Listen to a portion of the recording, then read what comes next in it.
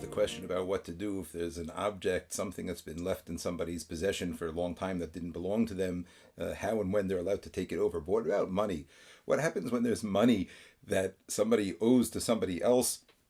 They've made an effort to pay that money and the person has not responded and not followed up. How does that situation work? And I'll tell you the shaila that this came up with specifically. There was a minor car accident. Again, this shaila came up when I was living in Chicago. A minor car accident that happened between two Frum Jews.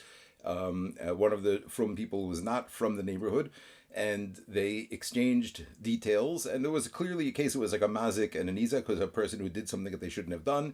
And so that's okay. Ruvain pulled out of a parking spot too quickly and hit Shimon's car, and they exchanged all the details. And Shimon clearly had Ruvain's information in hand.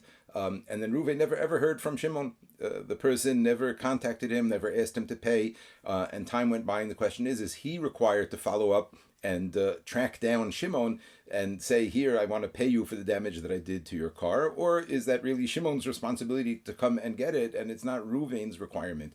So this is a very interesting halacha. And at the time, there were many poskim who had differing opinions about this regarding whether or not there is an actual requirement for Ruvain to find Shimon and make sure that he's going to pay him back for the money. However, halacha l'maisa, what comes out from this, and again, every situation is unique.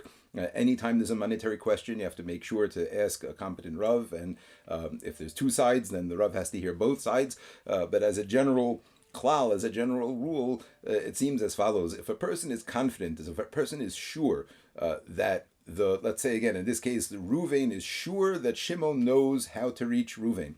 Shimon is the one owed the money. Shimon either loaned Ruvain money a long time ago, or Shimon, so Ruvain owes him the money, or Shimon's car was damaged, so Ruvain owes Shimon the money. Any situation like that, let's say, or he bought something from Shimon and Shimon shipped him the item and now he's trying to send the money and Shimon never responds. In any situation where the person who is owed the money knows for sure, and I know for sure, Ruvain knows for sure that Shimon knows for sure how to get the money and that the person is available and open to give it to him. Once that is known for sure, it is not Ruvain's responsibility to follow up.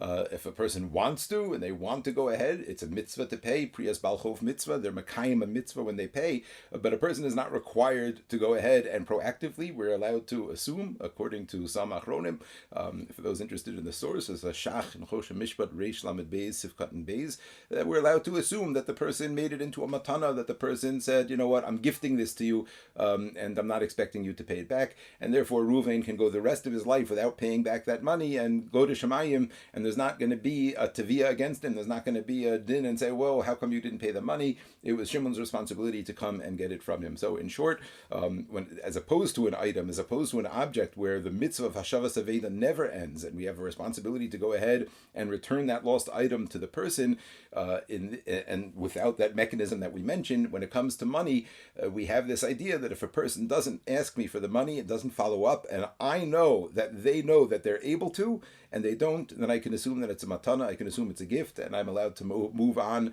and not pay the money. If one day they come and they ask for it, then I would have to pay, and I could maybe have tainas that they waited so long. However, I would have to pay the money at that point, but if they don't ever come and ask me for the money, I am not required to find them to pay, and I could go to Shemayim with a clean conscience and a clean cheshbon of finances.